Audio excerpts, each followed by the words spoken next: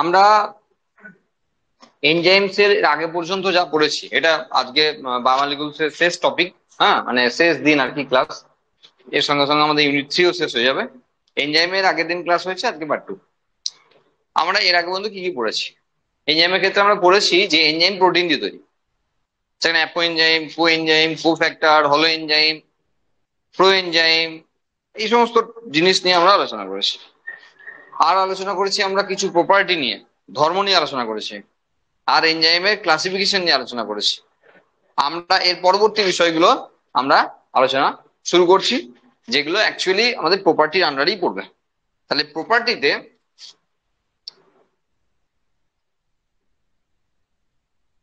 প্রপার্টিজে আমরা মোটামুটি যেগুলো দেখেছি, যে কেমিক্যাল নেচার আমরা অলরেডি দেখে ফেলেছি, মানে প্রোটিন দিয়ে তৈরি ওই বিষয়গুলো। ওকে, এনজাইম রিলেটেড যে সমস্ত টার্মস গুলো ছিল সেগুলোর মধ্যে পড়বে, আমরা প্রপার্টিজে লিখছি না। আর পড়েছি যে আমরা অপটিমাম টেম্পারেচার বলার সঙ্গে সঙ্গে আমরা একটা উল্লেখ করেছিলাম যে তার ক্ষেত্রে যে রেঞ্জে কাজ করে, যে রেঞ্জে এনজাইম ভালো কাজ করে, সেই রেঞ্জের কথা উল্লেখ করেছিলাম। আমরা উল্লেখ করেছিলাম Q10, প্রত্যেক 10 ডিগ্রি সেন্টিগ্রেডের উষ্ণতা বৃদ্ধির সঙ্গে সঙ্গে এনজাইমের যে এনজাইমেটিক রিয়াকশন তা ডবল হয়ে যায়। আমরা আলোচনা করেছিলাম অপটিমাম পিএইচ নিয়ে আলোচনা করেছিলাম। আচ্ছা, এছাড়াও আমরা আলোচনা করেছিলাম লক অ্যান্ড কি মডেল, এমিল ফিশারের দেওয়া যে মডেল লক অ্যান্ড কি, এটা নিয়ে আমরা আলোচনা করেছিলাম। ওকে, এই মোটামুটি আলোচনা আমাদের হয়েছিল। এরপর থেকে আমাদের আলোচনা হবে। তো প্রথমেই দেখো, এগুলো পড়ে আসলে আশা করি আজকের টপিক গুলো বুঝতে এতটুকু অসুবিধা হবে না। আর না পড়ে আসলে অসুবিধা হতে পারে, তাহলে দায়িত্ব নিজের। হ্যাঁ, সব দায়িত্ব তো আমি একা নিতে পারবো না, কিছু দায়িত্ব তোমাদেরকেও নিতে হবে। হ্যাঁ, তারপরে এই বিষয়টা হবে। সুতরাং পড়ে এসেছো সেই ভেবেই আমি কিন্তু পরের টপিক গুলো শুরু করছি। খুব সোজা ব্যাপার, সোজা ভাবে বোঝানোর চেষ্টা করব। দেখো, এবং টাইম বেশি লাগাবো না। দেখো, নেক্সট যেটা রয়েছে সেটা হলো যে দুটো মডেল আছে, তিনটে মডেল আছে, যে মডেলের 3 নম্বরের কোশ্চেন আসতো। ঠিক আছে, তো এই যে আমরা আগের দিন পড়েছিলাম এনজাইম সাবস্ট্রেট কমপ্লেক্স, যেটা মেনলি লক অ্যান্ড কির মধ্যেও ছিল, এনজাইম সাবস্ট্রেট কমপ্লেক্স, যে এনজাইমের প্রতি সাবস্ট্রেট ফিক্সড। হ্যাঁ, প্রত্যেকটা সাবস্ট্রেটের উপর স্পেসিফিক এনজাইমই কাজ করে, কোনো কেউ করে না। ঠিক আছে, এটা আমাদের আলোচনা হয়েছিল। তো এই আলোচনার সূত্র ধরে এখানে হবে যে কোসল্যান্ড সায়েন্টিস্টের নাম, তিনি একটা মডেল দিচ্ছেন যে এনজাইম যখন কাজ করবে, এনজাইমের যে অ্যাক্টিভিটি, সেই অ্যাক্টিভিটিতে শুধুমাত্র এনজাইম একটা সাইড দিয়ে কাজ করে না, একাধিক সাইড দিয়ে কাজ করে। মানে আমরা বলতে চাইছি এরকম, ধরো এটা একটা এনজাইম, ভালো করে মন দিয়ে বুঝবে, এটা একটা এনজাইম। এবার এই এনজাইমটার ক্ষেত্রে সাপোজ এটা সাবস্ট্রেট বসার জায়গা। আমরা একবার বলেছিলাম আগের দিন, দেখবে যে আমরা প্রয়োজন অনুপাতে কখনো এনজাইমকে বড় করব, কখনো সাবস্ট্রেটকে বড় করব।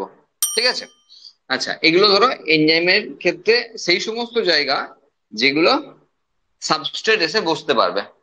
মানে এটা ধরো প্রোটিন ডাইজেস্টিং এনজাইম ধরে নিলাম, তাহলে এখানে বিষয়টা হলো এরকম যে এটা হলো প্রোটিন, যার সঙ্গে ম্যাচ করে, এটা হলো প্রোটিন যার সঙ্গে ম্যাচ করে। আর তার মানে এটাই দেখো সেই বিষয়, যে যদি কার্বোহাইড্রেট হয় তার সঙ্গে ম্যাচ করে না, তাই এর সঙ্গে ম্যাচ করে না। তাহলে এই যে জিনিসগুলো রয়েছে, এটা ক্যাটালাইটিক সাইট বলে পরিচিত। বুঝেছে কারো কাছে? ক্যাটালাইটিক সাইট বলে পরিচিত। ঠিক আছে, কোসল্যান্ডের যে হাইপোথিসিস, সেটা কিন্তু খুব সাধারণত আমাদের পরীক্ষায় 3 নম্বরে আসবে না। ঠিক আছে, কারণ কোসল্যান্ডের পরে আরেকটা হাইপোথিসিস আছে, যে হাইপোথিসিসটা বেশি ইম্পর্টেন্ট, 3 নম্বরের কোশ্চেনে আসতো। হ্যাঁ, বারবারই ব্যাপারটা ভুলে যায় যে আসতো আর আসবে না, ওই ব্যাপারটা বলতে গিয়েই খালি মনে পড়ে যায় যে আসবে না। হ্যাঁ, যাই হোক, তো এই যে কোস্টল্যান্ডের যে হাইপোথিসিস রয়েছে, সেই হাইপোথিসিসটা আমরা আলোচনা করে নেবো শুধু এই কারণের জন্য যে যাতে আমাদের নেক্সট যে হাইপোথিসিস সেটা বুঝতে হয় আছে হয়ে আছে। আমরা সান্দ্রাত একবার দেখে নিলাম যে আছে কিনা। ঠিক আছে, তো দেখো আগে কোস্টল্যান্ডের হাইপোথিসিসটা একটু বুঝে নাও যে ইনডিউসড ফিট মডেল, সেখানে কোস্টল্যান্ড কি বলছেন যে যে জায়গাগুলোতে এনজাইমটা কাজ করবে, কাটা হোক, জোড়া হোক, যা যা যা হোক, হ্যাঁ এনজাইমে তো বিভিন্ন রকম কাজ দেখেছি আমরা ক্লাসিফিকেশন অনুযায়ী। তো যে যা কাজ করে করুক, তো এটা হলো সেই কাজ করার জায়গা যেখানে কাটবে জুড়বে যা করবে করবে, একে বলা হয় ক্যাটালাইটিক সাইট। কিন্তু আর একটা জায়গা রয়েছে যেটা হলো তার বাট্রেসিং সাইট। বিশাল কিছু ইম্পর্টেন্ট নয় এই হাইপোথিসিস। বাট্রেসিং সাইট মানে কিরকম, ধরো তো এরকম ব্যাপারটা আমি বোঝাই, এরকম গোদা বাংলায় বোঝালে এক কথায় বুঝে যাবে। ধরো ধরো কাউকে একজনকে থাপ্পড় মারবো, ঠিক আছে, তাহলে এই যে থাপ্পড় মারবো, এটা না মেরে ধরো তার কানটা ধরে থাপ্পড়টা মারলাম, বোঝা গেল? বাট্রেসিং সাইট হলো সেই কানটা ধরা। আর এই থাপ্পড় গুলো মারবে না, এগুলো অ্যাকচুয়ালি সেই জায়গা যার থ্রুতে থাপ্পড় গুলো মারবে। আমি যদি বড় করে দেখা তাহলে বুঝে যাবে, এখনই এখনই বুঝে যাবে। সেটা হলো ধরো সাবস্ট্রেটটাকে আমি একটু বড় করে দিই, বড় করে দিলে কি হবে, একটা জায়গা দেখাচ্ছি যেটাকে বাট্রেসিং সাইডে ধরে আছে, আর বাকি অ্যাক্টিভ সাইড গুলো দিয়ে কাটাকুটি করছে, জুড়ছে, যা ইচ্ছে করছে, মানে যেটা এনজাইমের কাজ সেটা করছে। তো সেটা বিষয়, এটা ইনডিউসড ফিড মতবাদ, এটাই ইনডিউসড ফিড মতবাদ। জানতে হচ্ছে কি ক্যাটালাইটিক সাইট যেটা অ্যাক্টিভ সাইট অ্যাকচুয়ালি যেখানে কাজ হয়, আর বাট্রেসিং সাইট যেটাতে ধরে, সাবস্ট্রেটটাকে ধরে দিয়ে কাজ হয়। তাহলে বাট্রেসিং সাইট হলো ধরার জায়গাটা, আর ক্যাটালাইটিক সাইট হলো কাজ করার জায়গাটা। এই হয়ে গেল কোস্টল্যান্ডের ইনডিউসড ফিড হাইপোথিসিস। আশা করি বুঝতে পারছো। এবার দেখো এই যে হাইপোথিসিস রয়েছে, এই হাইপোথিসিস অনুযায়ী আমরা এর পরে যেটা আরেকটি হাইপোথিসিস রয়েছে, সেটা হলো অ্যালোস্টেরিক সাইট। হ্যাঁ, হাইপোথিসিস বলতে কোনো বিজ্ঞানীর দেয়া সেই অর্থে হাইপোথিসিস না, অ্যালোস্টেরিজম বলে একটি বড় বিষয় রয়েছে এখানে, যেটা এনজাইমের ক্ষেত্রে ভীষণ গুরুত্বপূর্ণ। কি বলছি, তার নাম অ্যালোস্টেরিজম। অ্যালোস্টেরিজম হলো একটি ধর্ম বা প্রপার্টি, একটি মেকানিজম যার মাধ্যমে এনজাইম তার অ্যাক্টিভিটি দেখায়। কোস্টল্যান্ডের ইনডিউসড ফিড মডেলের সঙ্গে বিশাল কিছু পার্থক্য নাই। পার্থক্য কোন জায়গাতে আছে, নামে পার্থক্য আছে। মানে কোস্টল্যান্ডের যেটা বাট্রেসিং সাইট, সেটাই এর ক্ষেত্রে অ্যালোস্টেরিক সাইট। আমরা সেই জন্য কোস্টল্যান্ডের হাইপোথিসিসটা আছে কিনা দেখে নিয়ে ওটাকে করিয়ে দিলাম, যাতে তোমার বুঝতে সুবিধা হয়, বা ওটার সঙ্গে এটা অ্যাড করা। কোস্টল্যান্ড যেটা বলছেন ইনডিউসড ফিড মডেলে যে যে জায়গাটাতে ধরবে সেটা হলো বাট্রেসিং সাইট, একই জিনিস। অ্যালোস্টেরিজমে সেটারই নাম হলো অ্যালোস্টেরিক সাইট। এটা যেখানে ক্যাটালাইটিক সাইট, এটা সেখানে অ্যাক্টিভ সাইট, ব্যাস, এটা ডিফারেন্স, এইটুকু ডিফারেন্স। আর কি আছে এখানে দেখো, অ্যালোস্টেরিজম ব্যাপারটা কি, এই যে অ্যালোস্টেরিক সাইটটা না, আমরা দুভাগে ভাগ করবো। একটা হলো ইনডিউসার, একটা হলো রিপ্রেসার। ইনডিউসার আর রিপ্রেসার মানে ধরো এই বাট্রেসিং সাইটটা এমন ভাবে নিজেকে পরিবর্তন করলো, মন দিয়ে শুনবে, একবারই হয়ে যাবে। অ্যালোস্টেরিক সাইটটা মানে এখন বাট্রেসিং সাইটটা তো অ্যালোস্টেরিক সাইট, অ্যালোস্টেরিক সাইটটা এমন পরিবর্তন করলো নিজেকে, বা এমন কিছু যুক্ত হলো, এই সাইটে এমন কিছু যুক্ত হলো, আমি সাইটে দেখাচ্ছি। ধরো এটা ধরো অ্যালোস্টেরিক সাইট, তাহলে অ্যালোস্টেরিক সাইটে এসে এমন কেউ বসলো যাতে এনজাইমের ধরো দুটো অ্যাক্টিভ সাইট ছিল, কিন্তু এ এসে বসার জন্য এখানে দেখা গেল আরো 100 তৈরি হয়ে গেল। তাহলে এনজাইমেটিক রিয়াকশন বাড়বে না কমবে? অবভিয়াসলি বাড়বে, বাড়বে, কারণ কাজ করার জায়গা বাড়ছে, তো কাজ বাড়বে, কাজ করার গতি বাড়বে। তাহলে যার জন্য এই পরিবর্তন হলো সে হলো ইনডিউসার, নো ডাউট, সে হলো ইনডিউসার। তাহলে যার জন্য ঘটনাটি ঘটলো সে হলো ইনডিউসার। আর মেকানিজমটার নাম হলো পজিটিভ অ্যালোস্টেরিজম।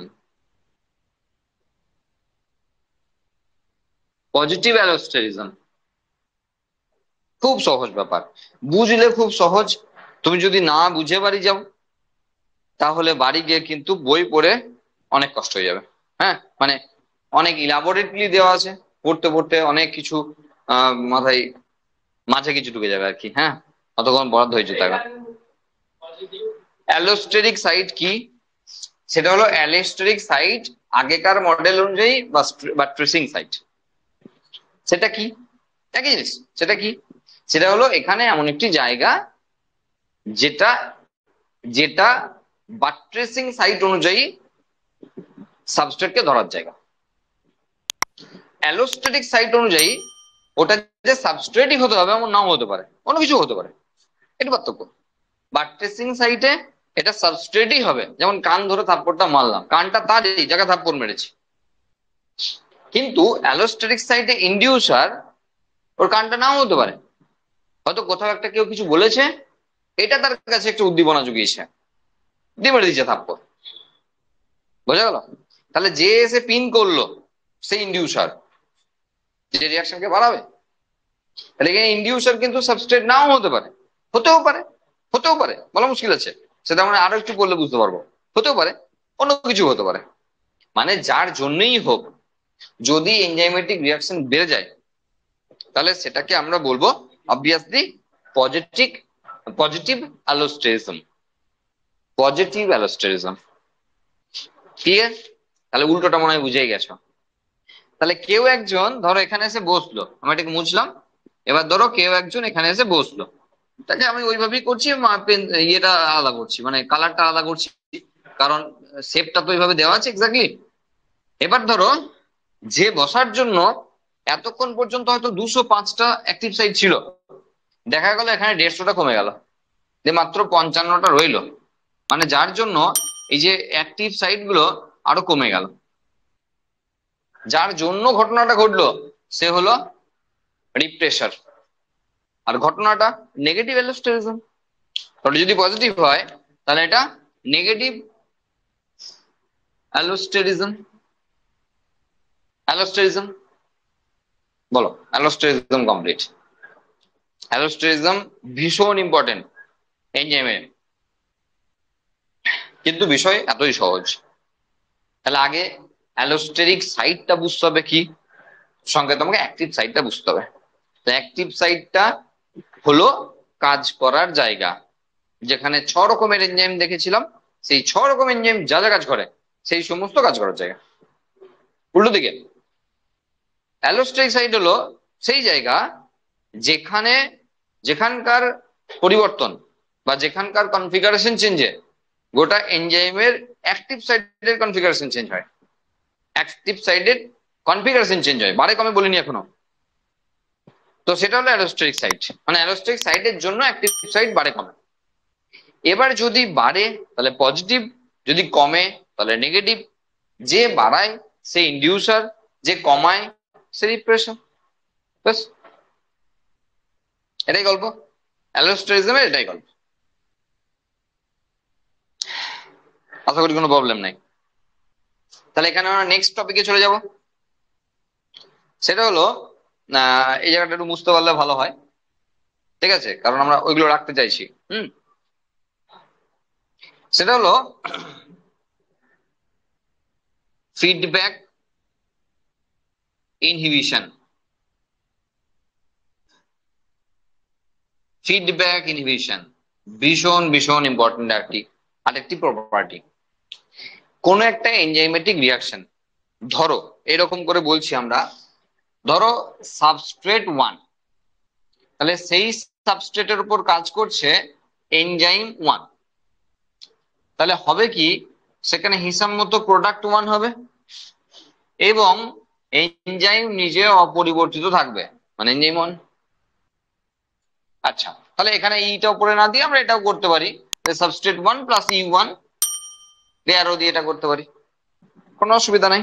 আর যদি মনে হয় যে স্যার আমি তো জেনে গেছি যে এনজাইমের কাজের ক্ষেত্রে কোনো এনজাইম তার যে রূপ বা তার যে স্থায়িত্ব সেটা পরিবর্তন হয় না, কাজের শেষে অপরিবর্তিত থাকে আমি জানি, লেখার দরকার নেই। তাহলে প্লেন ঝামেলা উড়িয়ে দিয়ে লিখে দিলাম এনজাইম 1। মানে এটা বোঝালো যে এনজাইম সাবস্ট্রেটটার সঙ্গে কাজ করছে, দিয়ে প্রোডাক্ট তৈরি করছে। আচ্ছা, ধরো একটা চেন রিয়াকশন, সেই চেন রিয়াকশনে ধরো এরকম বলছি আমরা, ধরো প্রোটিন, ভালো করে বুঝবে, প্রোটিন, সেখান থেকে আমরা লিখলাম ধরো প্রাইমারি প্রোটিন, দিয়ে লিখলাম সেকেন্ডারি প্রোটিন, তারপর লিখলাম ধরো অ্যাসিড মেটাপ্রোটিন, তারপর ধরো পেপটোনস লিখলাম, যেগুলো ছোট হচ্ছে সেগুলো লিখে দিচ্ছি, পেপটোনস লিখলাম, ধরো পলিপেপটাইড হলো, এরকম করে।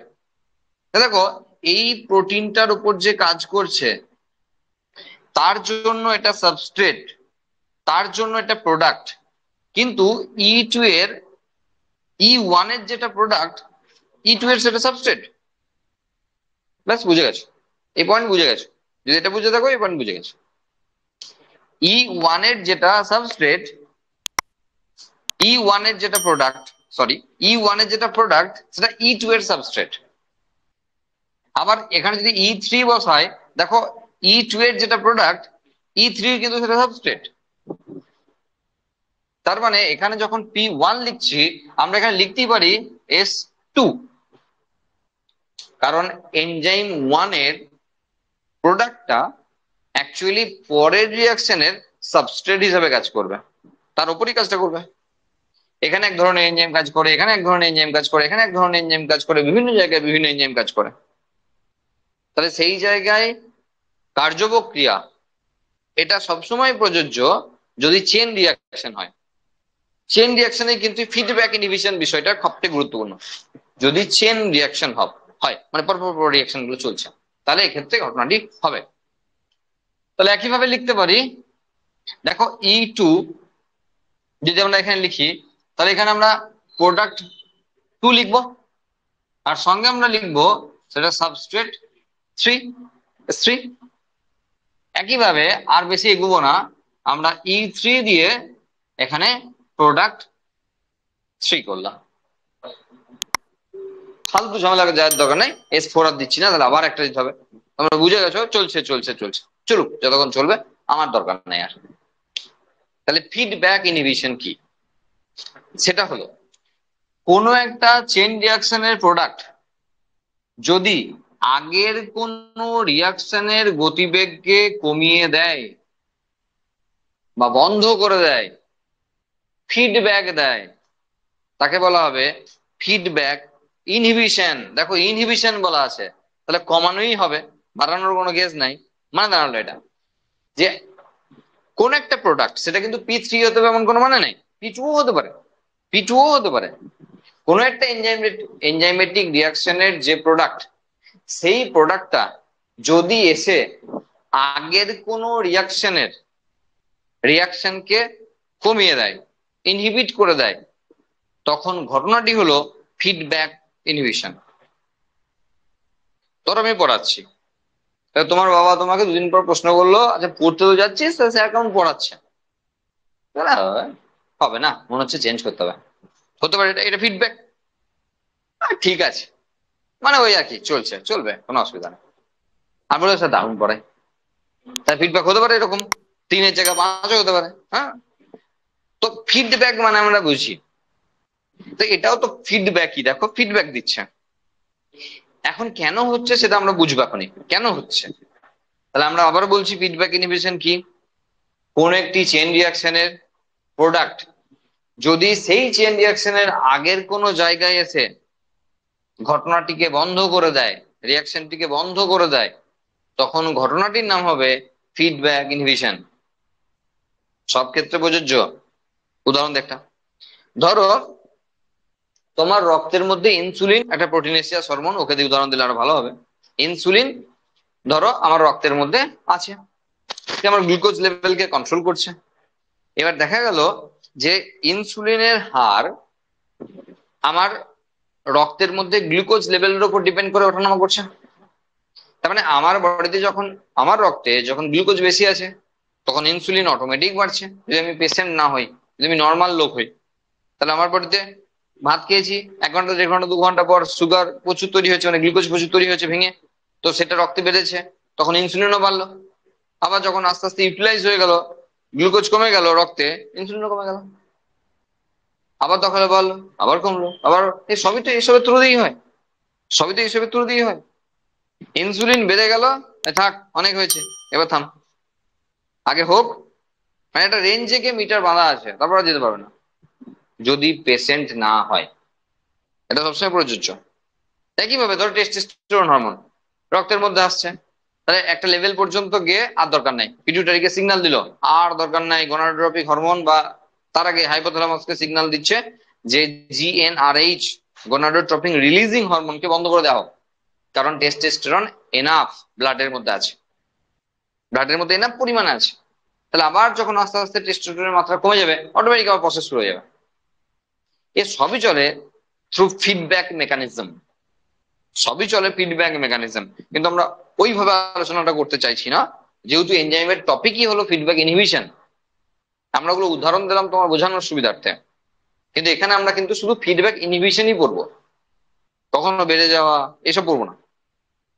তো মানে দাঁড়ালো, একটা এনজাইমেটিক রিয়াকশনের প্রোডাক্ট যদি আগের কোনো এনজাইমেটিক রিয়াকশনকে স্টপ করে দেয় বা হার কমিয়ে দেয়, ইনহিবিট করে দেয়, তখন পদ্ধতিটাকে বলা হবে ফিডব্যাক ইনহিবিশন।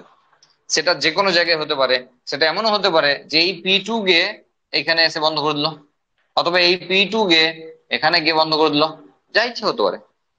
তাহলে ওভারঅল কোনটা পর্যন্ত লাগবে, কোনটা লাগবে না, সেই অনুযায়ী দেখে শুনে বন্ধ করে।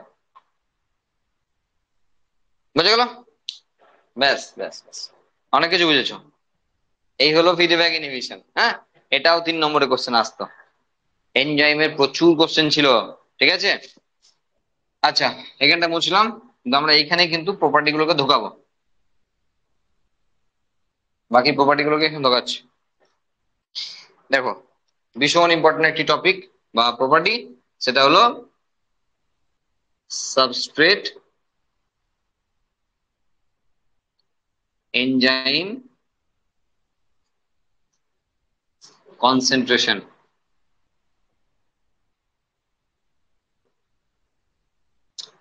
ঘনত্ব যদি বাড়ানো হয়, আমরা আগের দিন মনে হয় একটা উদাহরণ দিচ্ছিলাম, যে তুমি ধরো সাপোজ ভাত খেলে, ভাত খাওয়ার পর 1 পেট জল ভর্তি করে শুয়ে পড়লো, তো কি হবে, যে ভাতকে পরিপাক করার জন্য, স্টার্চকে পরিপাক করার জন্য যে এনজাইম, সেই এনজাইম গুলো তো ক্ষরণ হবে, কিন্তু তুমি জল ঢেললে, তা তার ঘনত্বকে কমিয়ে দিলে, তাহলে সেইটুকু এনজাইম তো ছিল এইটুকু, এখন গুলে তো আরো ডাইলিউট হয়ে গেল, ফলে কাজ করার ক্ষমতাটা কমে গেল। তাই আমরা বলছিলাম খাবার খাওয়ার আধ ঘন্টা মিনিমাম, 2 ঘন্টা পর জল খাওয়া উচিত, মিনিমাম আধ ঘন্টা, 2 ঘন্টা হলে ভালো হয়। সঙ্গে সঙ্গে তো খেতে নাই, বসে তো খেতেই নাই, মানে উঠে তো খেতে নাই, বসে তো খেতেই নাই। ওকে, তো এর মেন জিনিসপত্র সব এই পয়েন্টে আছে, সাবস্ট্রেট এনজাইম কনসেন্ট্রেশন। আমার মনে হয় বুঝেই গেছো কি ব্যাপারটা। হ্যাঁ, সেটা হলো এরকম, দেখো সাপোজ ধরো এটা একটা, ধরো কন্টেনার, এটা একটা কন্টেনার। এইবার এখানে ধরো একটা এনজাইম দেওয়া আছে, বুঝবো ভালো করে, একটা এনজাইম দেওয়া আছে। এবার এই এনজাইমের ক্ষেত্রে এই যে অ্যাক্টিভ সাইট গুলো, আমি রাখছি না অ্যাক্টিভ সাইট গুলো, এই অ্যাক্টিভ সাইটের সংখ্যা সাপোজ 200, সাপোজ 200, কোনো ইউনিট ছাড়া 200, অ্যাক্টিভ সাইটের সংখ্যা 200। এবার ধরো সাবস্ট্রেট অ্যাড করা হচ্ছে, ধরো 5টা সাবস্ট্রেট অ্যাড করা হলো, প্রথম 5টা দিয়ে শুরু করা হলো, চলো 5টা দিয়ে শুরু করা হলো। এনজাইমের গতিবেগ একদম যা হবার কথা তাই, মানে আছে 200টা সাইট, আমি যোগ করেছি মাত্র 5টা, কারণ কাজ হচ্ছে। আমি আরো 5টা অ্যাড করলাম, আরো বাড়বে, আমি আরো 5, আরো 5, আরো 5, আরো 50টা অ্যাড করলাম, বাড়ছে বাড়ছে বাড়ছে। তার মানে কি, যদি আমরা গ্রাফিক্যাল রিপ্রেজেন্টেশন দেখায় যে এটা হলো ভেলোসিটি অফ এনজাইমেটিক রিঅ্যাকশন, আর এক্স অ্যাক্সিসে রয়েছে যে ধরো ধরো আমরা যেহেতু সাবস্ট্রেট কে অ্যাড করছি, তাহলে সাবস্ট্রেট সাবস্ট্রেট ডেনসিটি, ঠিক আছে? মানে সাবস্ট্রেট অ্যাড করা মানে ডেনসিটি বাড়ছে। হ্যাঁ, অ্যামাউন্ট অফ সাবস্ট্রেট এটাও বলতে পারো, সাবস্ট্রেটের পরিমাণ। তাহলে সাবস্ট্রেটের পরিমাণ যত বাড়ানো হবে, যত বাড়ানো হবে তত কিন্তু এনজাইমেটিক রিঅ্যাকশনের হার বাড়তে থাকবে, বাড়তে থাকবে, বাড়তে থাকবে, বাড়তে থাকবে। কতক্ষণ বাড়তে থাকবে? খুব নর্মাল হিসাবে দাঁড়ায় এটাই যে স্যার যখন 200 হবে, যখন 200 হবে তখন এটা তার পিক পয়েন্টে পৌঁছাবে। মানে ধরো এটা যদি হয় তাহলে আমি এখানে পিক পয়েন্ট একটা দিলাম, তাহলে এই লেভেলটা পৌঁছাবে তখন যখন এখানে হবে 200। সাধারণ হিসাব তাই বলে, তাই তো? তার মানে এটা দাঁড়াচ্ছে যদি এনজাইমকে ফিক্সড রেখে আমরা সাবস্ট্রেটের পরিমাণ বাড়াতে থাকি তাহলে এনজাইমেটিক রিঅ্যাকশন বাড়তে থাকবে। বোঝা গেল? এনজাইমকে ফিক্সড রেখে যদি সাবস্ট্রেটকে বাড়াতে থাকি তাহলে এনজাইমেটিক রিঅ্যাকশন বাড়তে থাকবে একটা নির্দিষ্ট সময় পর্যন্ত, একটা নির্দিষ্ট সময় পর্যন্ত। কেন বলছি? কারণ 200 তো ফিল আপ হয়ে যাবে একটা টাইম পর, তখন তো আর বাড়বে না। না, এটা পার্সিয়ালি সত্য, পুরোপুরি সত্য নয়। কেন? মানে আমরা বলছি যে 200-র পরও বাড়বে। কেন? তার কারণ যে এনজাইম গুলো, যে সাবস্ট্রেট গুলো প্রথম সাবস্ট্রেট হিসাবে এনজাইমের সঙ্গে যুক্ত হয়েছিল তারা কি সাবস্ট্রেট হিসেবেই বসে আছে এখনো? তারা তো প্রোডাক্ট হয়ে গেছে। তো প্রোডাক্ট হয়ে গেলে তো জায়গা ছেড়ে দিয়েছে। তার মানে এই যে 200-র জায়গা, তা আমি ধরেই নিতে পারি যে 200-র জায়গা পরিপূর্ণ হয়নি, কিছু ব্ল্যাঙ্ক হয়ে গেছে ইতিমধ্যে। আমাকে তুমি কাজ দিচ্ছ, ধরো একটা পেপার ওয়ার্ক দিচ্ছ, ধরো আমার কাছে 2 মিনিট করে টাইম লাগে, তোমার হিসাবে 100 পেপার দিলে আমার 200 মিনিট টাইম লাগবে, ঠিক আছে? এখন ধরো 100-র পরও আরো পেপার আছে, আমি কিন্তু বলেছি যে আমি ওই ম্যাক্সিমাম 200 লেভেলে কাজ করব, তার বেশি অ্যাট এ টাইম কাজ করব না। 200 আমার কাছে জমিয়ে কাজ করতে পারি, তার বেশি আমি নেবো না। 5,000 10,000 আছে, আমি নিতে পারবো না। আমি 200 নিয়ে কাজ চলবে, খুব বেরিয়ে যাক আবার 200 নেবো, 50টা বেরিয়ে গেল 50টা নেবো, কিন্তু 200-র বেশি অ্যাট এ টাইমে আমার রাখতে দেবো না। বোঝা গেল? তাহলে কি হবে? আমি তো কাজ সারছি, 2 মিনিটে কাজ সারছি, তাহলে এইভাবে তো পেপার বেরিয়ে যাচ্ছে। তাহলে যখনই বেরিয়ে যাচ্ছে আর নতুন কেউ ঢোকার সময় সুযোগ পাচ্ছে, একদম সিম্পল ব্যাপার, তাই না? তাহলে আমরা বলছি যে এনজাইমকে ফিক্সড রেখে সাবস্ট্রেট লেভেল বাড়াতে থাকলে তাহলে এটা এনজাইম, বোঝার অপেক্ষা রাখে না, এটা এনজাইম, এটা হলো সাবস্ট্রেট।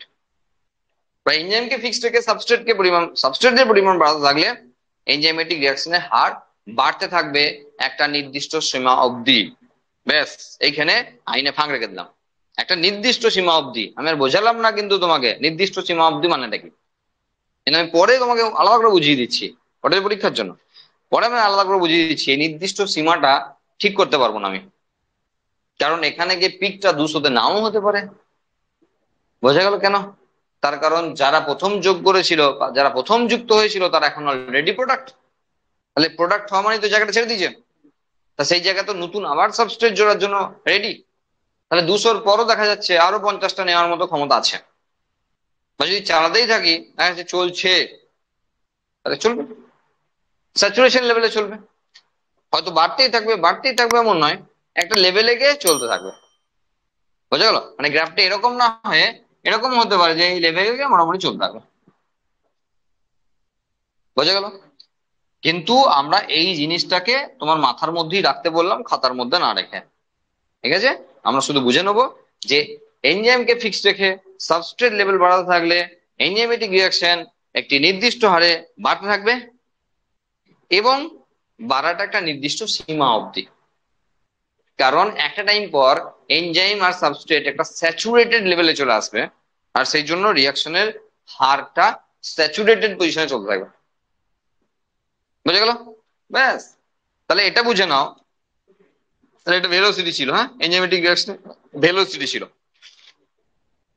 এবার তুমি বুঝে নাও, ধরো আমি এটা করলাম, তাকে দেখবে এটাকে সাবস্ট্রেট করলাম আর এটাকে এনজাইম করলাম,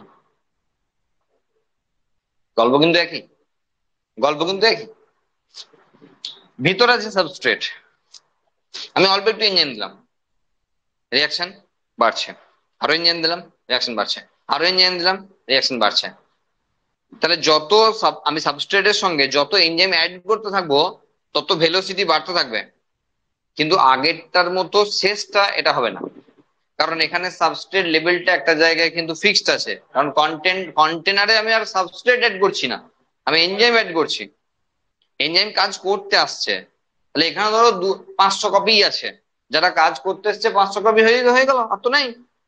তাহলে কাজ করার লোক বাড়িয়ে আমি কি করব? বাড়বে, কাজের গতিবেগ বাড়বে? বাড়বে না তো, কারণ 500ই তো ম্যাক্সিমাম আছে। তাহলে 500 শেষ হয়ে গেলেই তো কাজ মিটে গেল, আর তো হবে না। তাহলে আগেরটার এখানটার এই জায়গায় ডিফারেন্স, কিন্তু প্রথম দিকটা কি, যে এনজাইমের পরিমাণ বাড়াতে থাকলে এনজাইমেটিক রিয়াকশন বাড়তে থাকবে একটা নির্দিষ্ট সীমা অবধি, তারপরে গিয়ে এনজাইমেটিক রিয়াকশনটা বন্ধ হয়ে যাবে। বন্ধ হয়ে যাবে, কেন বন্ধ হয়ে যাবে বলছি, তার কারণ হলো ফিডব্যাক ইনহিবিশন। তুমি ভেবে দেখো, যে সাবস্ট্রেটটা এখন সাবস্ট্রেট, সে তো নেক্সট কিছু সময়ের পরেই সেটা প্রোডাক্ট।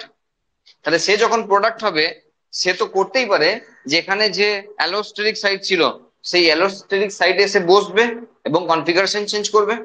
কারণ সাবস্ট্রেটের সঙ্গে যুক্ত হওয়া এনজাইমের সংখ্যা বা এনজাইমের সঙ্গে যুক্ত হওয়া সাবস্ট্রেটের পরিমাণ যেহেতু আস্তে আস্তে কমতে থাকছে, তাহলে রিয়াকশনটা কমাতে হবে। তার মানে ও নেগেটিভ অ্যালোস্টেরিজমের কাজ করবে, অ্যাকচুয়ালি রিপ্রেসারের কাজ করবে, যার মানে এনজাইমেটিক রিয়াকশনটা বন্ধ হয়ে যাবে। আর ঠিক তার কারণটা আমরা এখানে বুঝতে পারছি, যে একটা নির্দিষ্ট সীমা অবধি এর ভেলোসিটি বাড়তে থাকবে, কিন্তু বাড়তে বাড়তে গিয়ে একটা টাইম পর স্টপ হয়ে যাবে ফর ফিডব্যাক ইনহিবিশন।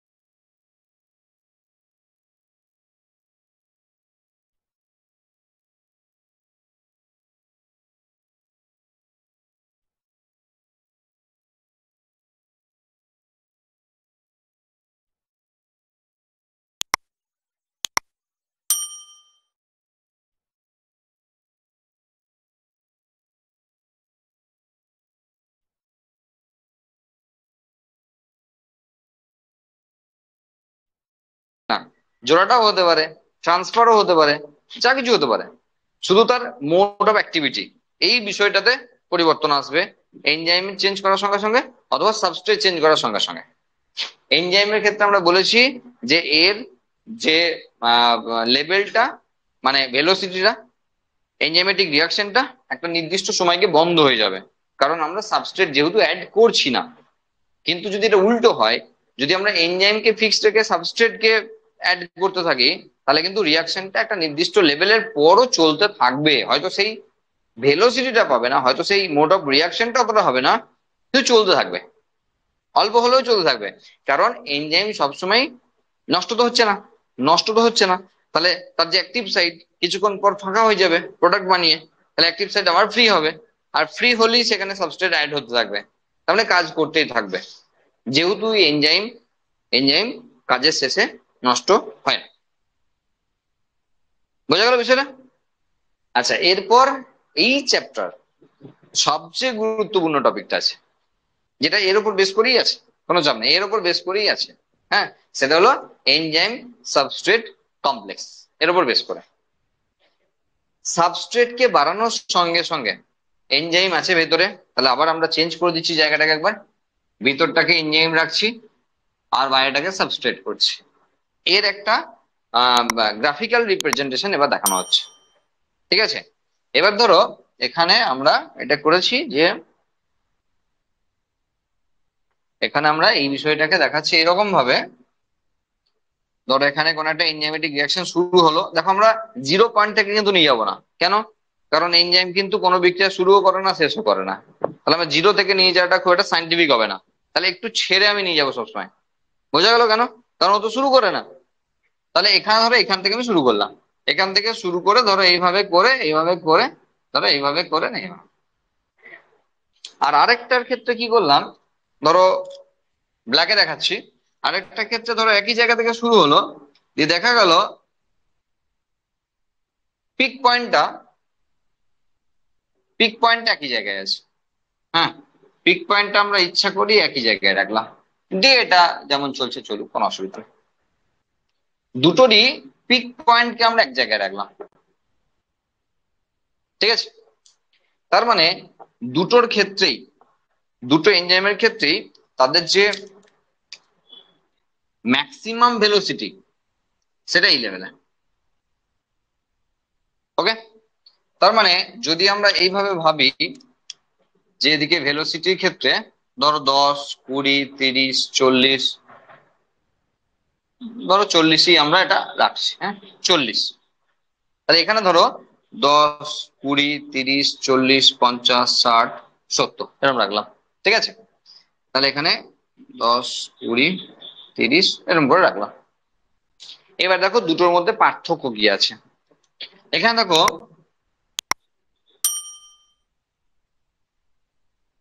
দেখো 40-এর যে পয়েন্ট, মোটামুটি অ্যাপ্রক্সিমেটলি 40-এর যে পয়েন্ট, সেটাতে ভি ম্যাক্স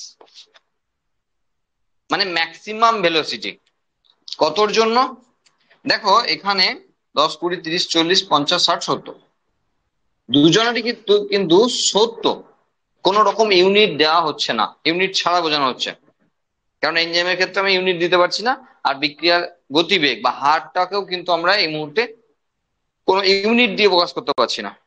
তাহলে এখানে দেখো যখন 70, সাবস্ট্রেট লেভেল যখন 70, তখন তার ভেলোসিটি ম্যাক্সিমাম। ব্লুটার ক্ষেত্রেও যা, ব্ল্যাকটার ক্ষেত্রেও তাই। কিন্তু পার্থক্য কোথায় আছে, দেখো এদের কাজ করার যে ধরন বা প্রকৃতি, সেটাতে পার্থক্য আছে। কেন, ধরো এর 20 কোথায় এসছে, এই দেখো এর 20 এসছে এখানে, এর 20 এসছে এখানে, আর এর 20 এসছে এখানে। তার মানে এর 20টাকে যদি আমি নিচে নিয়ে যাই, ধরো আমি 22, 23 ধরলাম,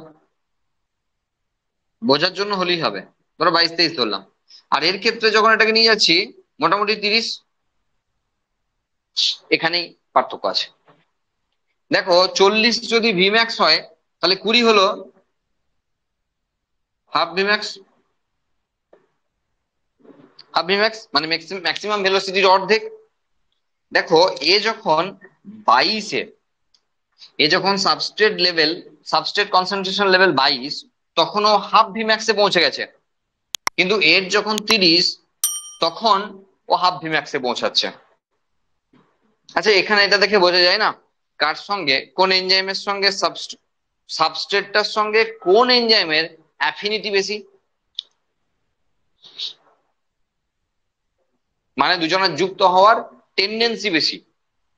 অবভিয়াসলি যার 22, অবভিয়াসলি যার 22, তাই না?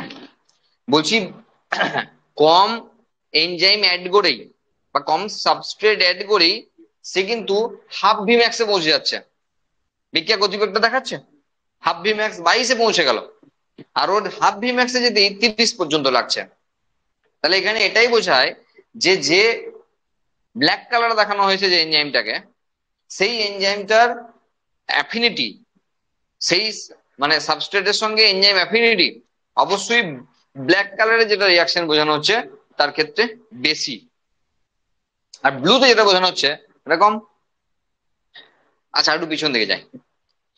যখন আমরা ফ্যাট পড়াচ্ছিলাম বা লিপিড পড়াচ্ছিলাম, তখন আমরা একটা জিনিস উল্লেখ করেছিলাম, মনে আছে কি? দেখো যে মিল্ক সেন্টারে যখন গ্রাম সাইডে দুধ নিয়ে যায়, দুধের ক্যানগুলোতে দেখবে ল্যাক্টোমিটার ডুবানো হয়, আর বলে দেওয়া হয় এই দুধের দাম 50 টাকা, এই দুধের দাম 70 টাকা হতে পারে, এটা 100 টাকা হতে পারে পার লিটারে। তাহলে সেই একই বাড়ি থেকে আসছে দুটো আলাদা আলাদা গরুর কাছ থেকে, একটার দাম 50 তো একটার দাম 100, এ কেমন অন্যায় কথা।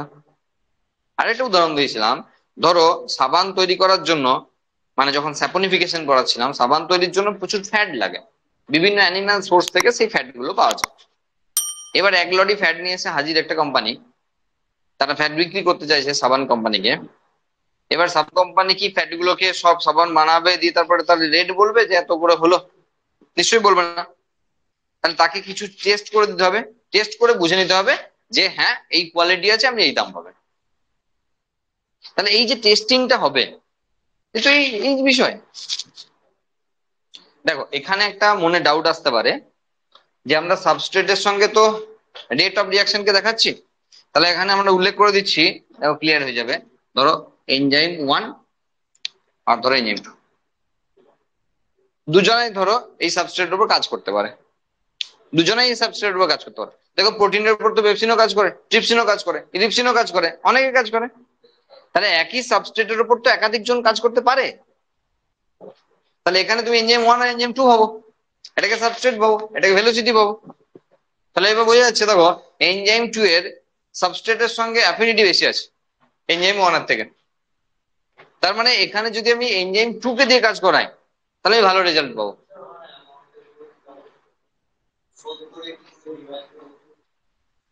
70-এ কি করে ভিম্যাক্সে পৌঁছে, এই যে লাইনটা।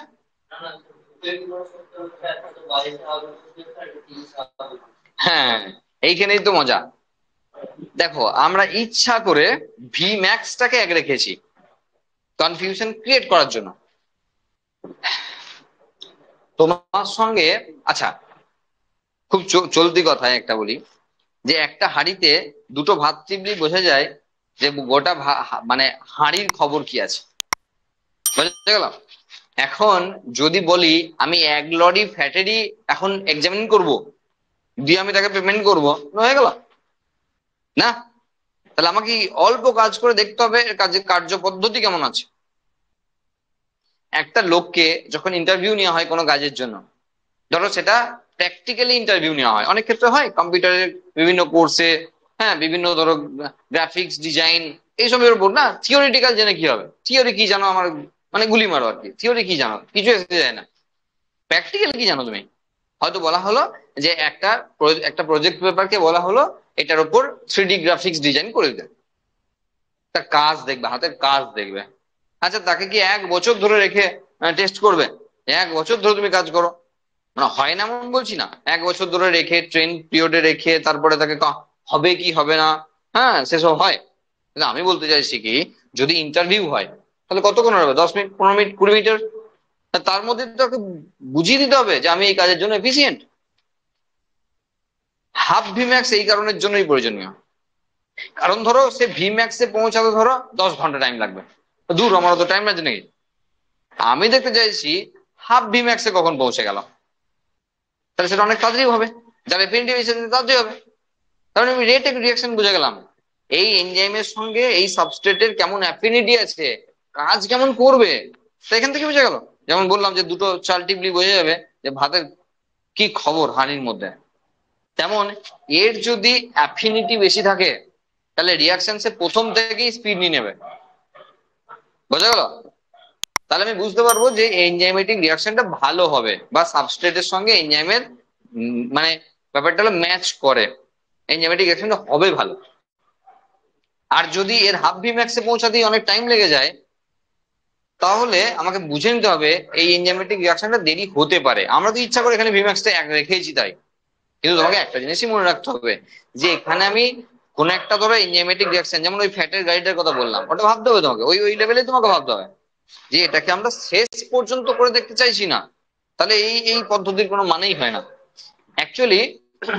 একটা জিনিস বলে নি, ধরো এই যে 22 বা 30-এর এই পয়েন্টটাকে বলা হয় কেএম। এটা হলো মাইকেলিস, সরি একটা জিনিস ভুল হলো, এমটা ক্যাপসে হবে, হ্যাঁ এমটা হবে ক্যাপসে, কারণ এটা মাইকেলিস এবং মেন্টেন দুজন সায়েন্টিস্টের নাম, তাদের ধ্রুবক এটা। কেএম মানে হলো মাইকেলিস মেন্টেন ধ্রুবক, কনস্ট্যান্ট অফ মাইকেলিস মেন্টেন, যারা এটা আবিষ্কার করেছেন। পরীক্ষায় আসতো KM equal to half V max, explain করো, এটা আসতো পরীক্ষা, ভীষণ ইম্পর্টেন্ট কোশ্চেন, এটা আসতো KM equal to half V max, explain করো, ব্যাখ্যা করো। তখন এই সমস্ত একে আমি যা যা বললাম সেগুলো বুঝিয়ে বলতে হয়। তাহলে দেখো এই একটা পার্টিকুলার এনজাইমের ক্ষেত্রে KM equal to half V max, এটা একটা পার্টিকুলার এনজাইমের ক্ষেত্রে। অন্য এনজাইমের ক্ষেত্রে আবারও KM equal to half Vmax, কারণ বিষয়গুলো তো আলাদা। এর ফর্মুলা যদি বসাই আমরা তো রেজাল্ট আলাদা আসবে, কারণ কেএম গুলো সবার আলাদা। কিন্তু এই এনজাইমের জন্য এই রিয়াকশনে কেএম ফিক্সড, এটা 22। বোঝা গেল? তাহলে যে পয়েন্টের সাবস্ট্রেটে এই এনজাইমটার রিয়াকশন হাফ ভিম্যাক্সে পৌঁছে যায় তাকে বলা হয় কেএম। যে পয়েন্টের জন্য এই এনজাইমটা সাবস্ট্রেটের সঙ্গে রিয়াকশনে হাফ ভিম্যাক্সে পৌঁছে যায় তাকে বলা হবে এর কেএম বা মাইকেলিস মেন্টেন ধ্রুবক। পরীক্ষায় এখনো আসবে মাইকেলিস মেন্টেন ধ্রুবক নিয়ে কোশ্চেন আসবে। আগে মডেল পেপারটা দেখি, হ্যাঁ, তাছাড়া এমনি নর্মালি কোশ্চেন পাঠিয়ে দেবো, আবার পরীক্ষা নেবো, তাতেও হবে। মডেল পেপারটাও দেখতে চাইছি যে কি করতে চাইছে এরা। হ্যাঁ, এই তো হলো লাস্ট ইম্পর্টেন্ট টপিক ছিল এটা। মানে আর সেই অর্থে কিছু নাই, আর যেটা সামারাইজ করে দিচ্ছে একবার, দেখো এগুলো হয়েছে, এগুলো হয়েছে, এগুলো হয়েছে, এগুলো হয়ে গেছে।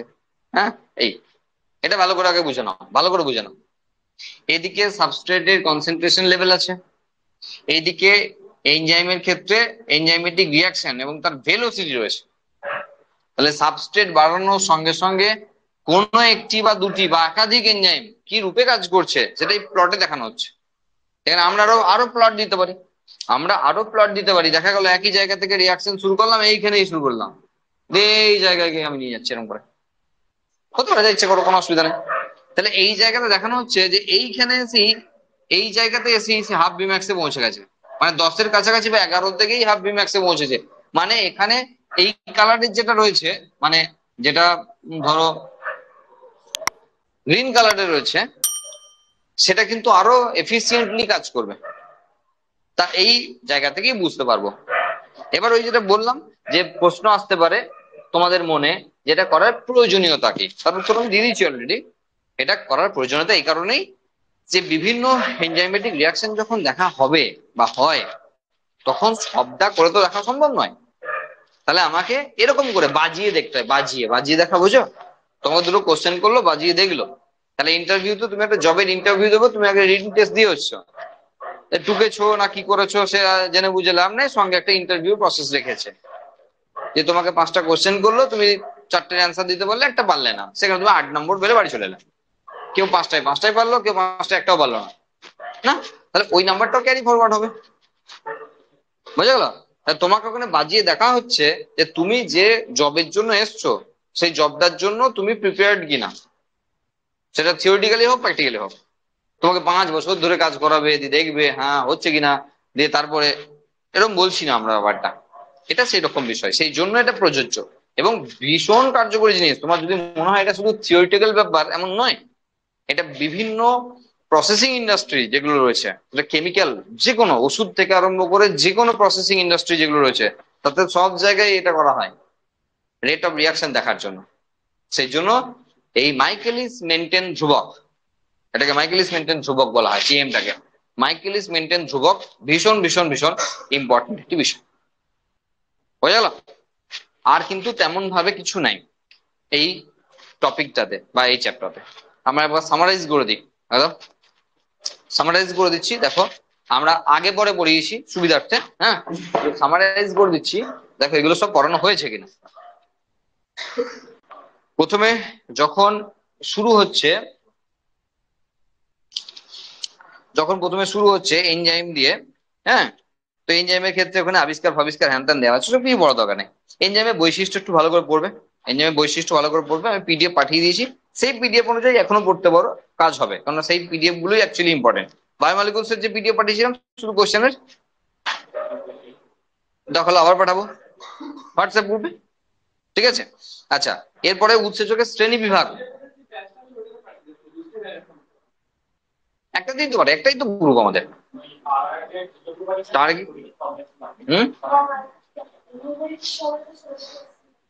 কোন এমনি কোশ্চেনের পিডিএফ পাঠায়নি, শুধু কোশ্চেনের পিডিএফ, টেলিভিশনও পাঠায়নি? আচ্ছা ঠিক আছে, আচ্ছা ঠিক আছে, এখনই পাঠিয়ে দিচ্ছি। তাহলে ক্লাসিফিকেশন অফ এনজাইম করতে হবে আমাদের গুরুত্ব সহকারে। এরপর এগুলো চলতে চলতে রাইবোজাইম যেমন দেওয়া আছে, রাইবোজাইমটা আলাদা করে ইম্পর্টেন্ট বলেছিলাম। আরএনএ যদি এনজাইমের মতো কাজ করে, তাহলে সমস্ত এনজাইমই প্রোটিন দিয়ে তৈরি, কিন্তু এখানে আরএনএ দেখা যাচ্ছে যে এনজাইমের মতো কাজ করে। মানে সমস্ত এনজাইমই প্রোটিন দিয়ে তৈরি, ঠিক আছে, কিন্তু কিছু কিছু আরএনএও প্রোটিনের মতো এনজাইমের মতো কাজ করে, তাকে রাইবোজাইম বলা হয়। সেগুলো আমাদের বলা আছে। উৎসেচকের ধর্মতে আমরা স্পেসিফিসিটি বলা আছে, অনুঘটকীয় ব্যাপার স্যাপার এসব বলা আছে। উভমুখিতা মানে কোনো রিয়াকশন না রিভার্সেবল রিয়াকশন হতে পারে, ঠিক আছে। উভমুখিতা অবশ্যই একটি প্রপার্টি, এটা বলে দেওয়া ভালো। হ্যাঁ, মানে আরেকটা প্রপার্টি এখানে অ্যাড করা যেতে পারে। এরকম দেখো সিম্পল ব্যাপার, ধরো ADP adenosine diphosphate plus inorganic phosphate, তাহলে এটাকে যদি আমি এদিকে নিয়ে যাই তাহলে এটিপি, কিন্তু আবার এদিকে নিয়ে গেলে এটিপি ভাঙলে এডিপি প্লাস পিআই হয়। তাহলে অনেক এনজাইমের এরকম দেখতে পাবো যে তাদের রিভার্সেবল রিয়াকশন রয়েছে, মানে এখান থেকে এটা এলাও যায়, এখান থেকে এটা এলাও যায়, দুটোই হতে পারে। মানে কখনো এটা থেকে এটা হবে তো কখনো এটা থেকে এটা হবে। বিভিন্ন এনজাইম এই কাজটি করতে পারে, ঠিক আছে, শুধু এটিপির ক্ষেত্রে নয়, আমরা বলছি বিভিন্ন রিয়াকশনে বিভিন্ন এনজাইম এই কাজটি করতে পারে। সুতরাং এটাকে বলা হয় রিভার্সিবিলিটি। অপটিমাম টেম্পারেচার বলা আছে, Q10 বলা আছে, পরম পিএইচ বলা আছে, সাবস্ট্রেট কনসেন্ট্রেশন বলা আছে, অ্যাক্টিভিটি অফ এনজাইম বলা আছে, সেটা এই হাফ ভিম্যাক্স এই ব্যাপারটা আসছে। হ্যাঁ, নেচারে ওখানে প্রস্থেটিক গ্রুপ হ্যান ত্যান এসব বলা আছে, আর ইনহিবিটর এসব বলা আছে। ওকে, আচ্ছা, এখানে উৎসেচকের কার্যপদ্ধতিতে এনজাইম লক মানে লক অ্যান্ড কি মেকানিজম, এমিল ফিশারের নাম জানতে হবে, লক অ্যান্ড কি বলা আছে, ইনডিউসড ফিট মতবাদ বলা আছে। এর সাথে সাথে যেগুলো রয়েছে, মেটাল অ্যাক্টিভেটর বলা আছে, মাইকেলিস মেন্টেন ধ্রুবক বলা আছে। আচ্ছা, বিভিন্ন টার্ম যেমন ধরো অ্যাপো এনজাইম, কো এনজাইম, কোফ্যাক্টর, হলো এনজাইম সব বলা আছে, প্রথম দিনই বলে দিচ্ছি। আচ্ছা, এরপর ধরো এখানে pro enzyme, anti enzyme. Pro enzyme যেমন উৎসেচকের আগের অবস্থা, অ্যান্টি হলো অ্যান্টি, উৎসেচকের এগেনস্টে যে কাজ করে তাকে অ্যান্টি এনজাইম বলা হয়। এগুলো রয়েছে। আচ্ছা, উৎসেচকের নামকরণ নিয়ে কোনো কোশ্চেন থাকবে না, মেনলি সাবস্ট্রেটের উপর বেস করে নাম হয়, হ্যাঁ, বা কি ধরনের অ্যাক্টিভিটি দেখাচ্ছে তার উপর নাম হয়। সেগুলো আমরা আগের দিন ক্লাসিফিকেশন পড়ানোর সময় বলে দিয়েছিলাম যে উৎসেচকের নাম কিভাবে করা হয়। না মানে সুক্রেজ, সুক্রোজ কে ভাঙছে সুক্রেজ, তাহলে ওটা সাবস্ট্রেট অনুযায়ী হলো। আবার অক্সিডো রিডাকটেজ, সে অক্সিডেশন করাচ্ছে না রিডাকশন করাচ্ছে, সেই অনুযায়ী নাম হচ্ছে। তো এইগুলোর উপর বেস করে নাম হয়। নেক্সট আমরা আজকে জানলাম অ্যালোস্টেরিজম, সেখানে পজিটিভ অ্যালোস্টেরিজম, নেগেটিভ অ্যালোস্টেরিজম, সঙ্গে ইনডিউসার, ইনহিবিটর, এগুলো আমরা জানলাম আজকে। আর সঙ্গে জানলাম ফিডব্যাক ইনহিবিশন, কেএম ভ্যালু মানে হাফ ভি ম্যাক্স, এগুলো পড়লাম আজকে। আর তার সঙ্গে সঙ্গে বইটা মানে চ্যাপ্টার শেষ হয়ে গেল, আর তার সঙ্গে সঙ্গে অবভিয়াসলি ইউনিটটাও শেষ হয়ে গেল। মানে আমাদের নেক্সট কাজ হলো নেক্সট ইউনিট থেকে, মানে নেক্সট ইউনিট মানে এখানে অবশ্যই 1 নম্বর ইউনিট পড়া। এরপরের কাজ হলো আমাদের 1 নম্বর ইউনিট থেকে পড়াশোনা শুরু করা। বলো, কোশ্চেন থাকলে বলো, শর্টে শর্ট টার্ম বুঝো, শর্টকাটের উপর। হ্যাঁ, বইয়ে এক্সট্রা, এটা ম্যাক্সিমাম, এরপর আর কিছু করার দরকার নেই। আমি যা বলেছি সেটা হলো মানে ম্যাক্স টু ম্যাক্স, বোঝা গেল? মানে এটা তুমি নিট, এগ্রিকালচার, জেন পাস সব এক্সাম মিলিয়ে, এর বাইরে কোথাও কিছু যাবে না। এনসিআরটি তে এর হাফের হাফ পুট হবে। আমরা যা এনজাইম পড়ালাম এনসিআরটি তে হাফের হাফ পড়তে হবে, ঠিক আছে। সুতরাং এটা এগ্রিকালচার লেভেল পর্যন্ত, আমরা জানি নিটের থেকে এগ্রিকালচার একটু ডিফিকাল্ট কোশ্চেন লেভেলে, হ্যাঁ, একটু চাপের। তো সেখানে সব নিয়ে আর কি, এর বাইরে কিছু আসবে না। আমরা পিডিএফটা এখনই বসে পাঠিয়ে দিচ্ছি। হ্যাঁ, সেল ডিভিশন বলেছো আর বায়োমলিকুলস বললে আমি 3টে একবার পাঠিয়ে দিচ্ছি, কিন্তু আগে পরে ব্যাপার স্যাপার আছে, আমি 3টে একবার পাঠিয়ে দিচ্ছি। ওইগুলোই হলো অ্যাকচুয়ালি বইয়ে দাগ দেওয়া বলতে পারো, ওইগুলো দেখে দেখে বইয়ে দাগ দিতে বলি আমি, ঠিক আছে। চলো।